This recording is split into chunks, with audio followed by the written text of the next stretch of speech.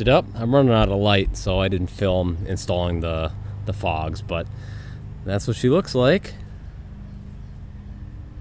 I really like the look of the front end now.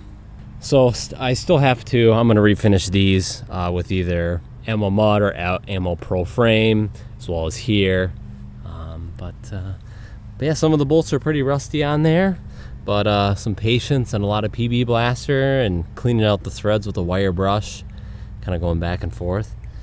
But yeah.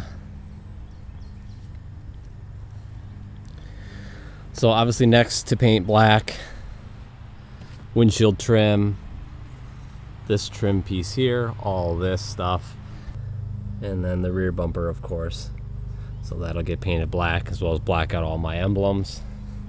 I haven't wired in the fogs yet, so I'll do that in another video.